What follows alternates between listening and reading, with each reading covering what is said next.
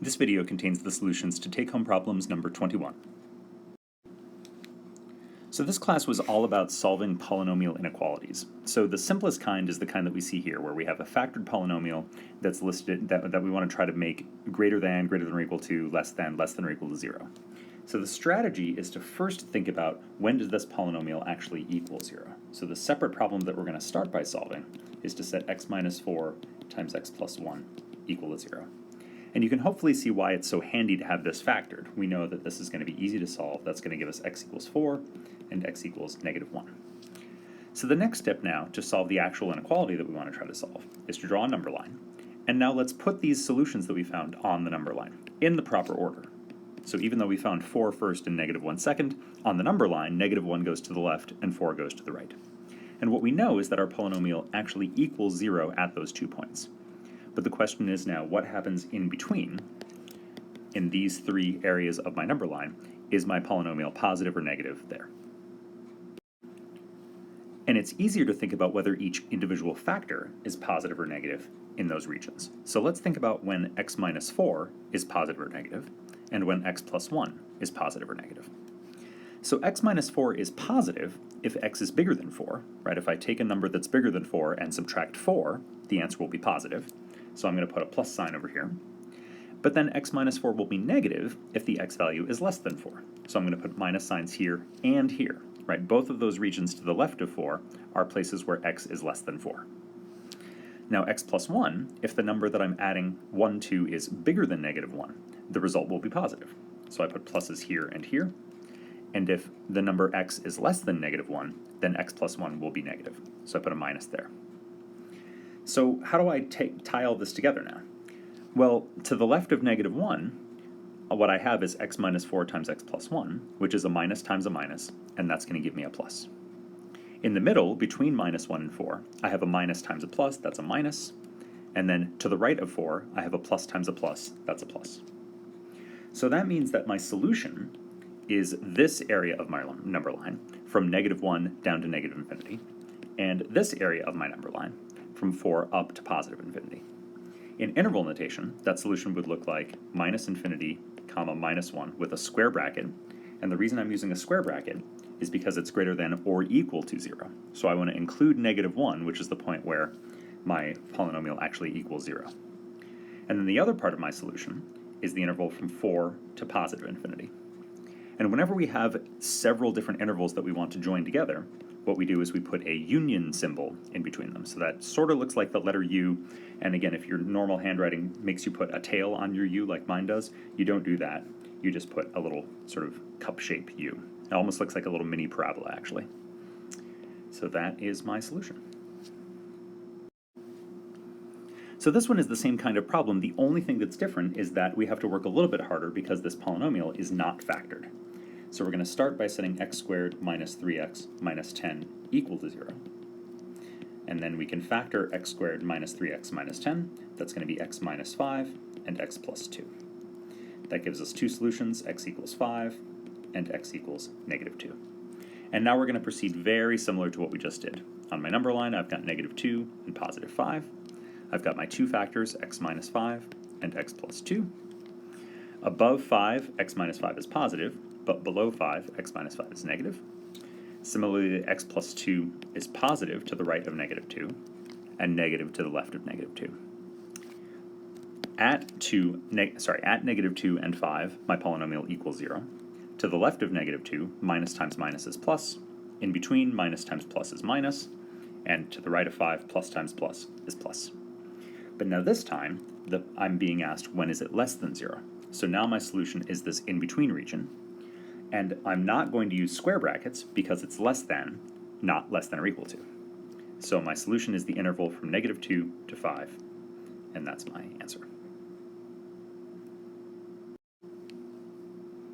Here we have a similar problem, and the only thing that's different is that we have more factors.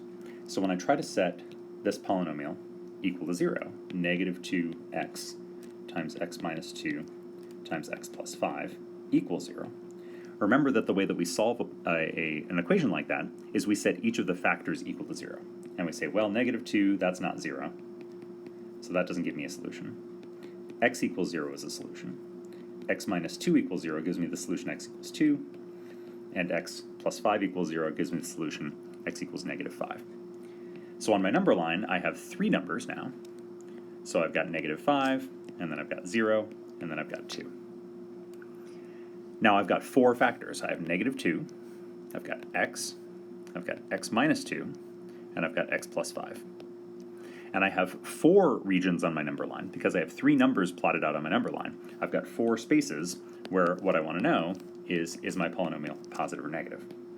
At those 3 numbers, my polynomial equals 0. That's what we figured out in our little thought bubble. But now the question is, what happens in between? Well, negative 2 is always negative, so I'm just going to put minus signs in every one of these little regions. X is positive if x is greater than 0, and negative if x is less than 0. X minus 2 is positive if x is greater than 2, but negative otherwise. And x plus 5 is positive if x is bigger than negative 5, but negative if x is less than negative 5. So what do I get?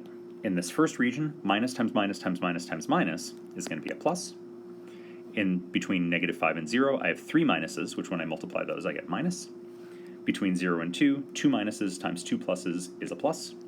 And then from 2 up, I have a minus times 3 pluses is going to be a minus. Now we look at the actual inequality sign. It says greater than or equal to 0. So what I want to see is pluses. So it's going to be between 0 and 2, and also from negative 5 down to negative infinity. The way that I write that in interval notation is from negative infinity up to negative 5 with a square bracket because it's greater than or equal to, and then from 0 to 2, again with square brackets, and then again, since I have multiple intervals, I join them with that union symbol. So there's my solution.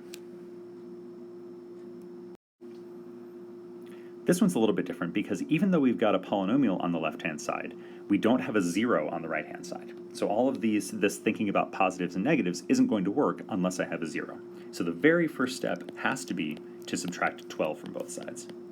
And now this is going to look a lot more like the ones that we've done. So again, we're going to solve the equation x squared plus x minus 12 equals 0. And we're going to do that by factoring. X squared plus x minus 12 factors as x plus 4 times x minus 3. That gives me 2 solutions, x equals negative 4 and x equals 3. So when I draw my number line, I've got 2 numbers to plot, negative 4 and 3, and I've got 2 factors, plus x plus 4 and x minus 3. Above negative 4, x plus 4 is positive. Below negative 4, x plus 4 is negative. Above 3, x minus 3 is positive. Below 3, x minus 3 is negative. Minus times minus is plus times minus is minus, plus times plus is plus. I want this to be greater than 0, which means I want pluses. So those are the regions that I want. And so my solution in interval notation is the interval from minus infinity up to minus 4, not including minus 4, because it's a greater than, not a greater than or equal to. And the interval from 3 up to infinity. And again, since I've got multiple intervals, I put the union symbol.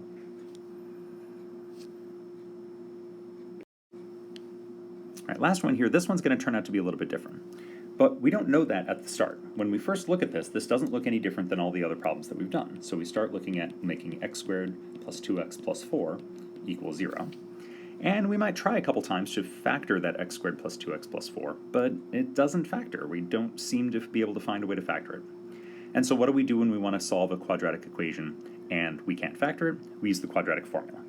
So that's going to be x equals negative b plus or minus the square root of b squared minus 4ac all divided by 2a.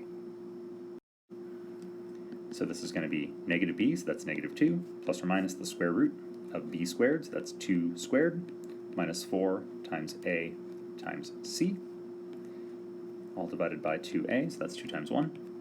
So that's negative 2 plus or minus. Now inside that square root, 2 squared is 4, 4 times 1 times 4 is 16, so that gives me negative 12. And right now we already see a big red flag here, because we can't take the square root of a negative.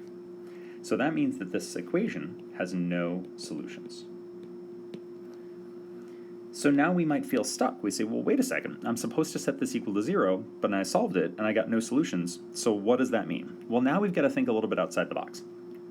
think about what the graph of this parabola now has to look like. We know it's a parabola because it's a quadratic expression, and we know that the coefficient of x squared is positive 1, so that means that the parabola looks like, generally like that, a right side up parabola.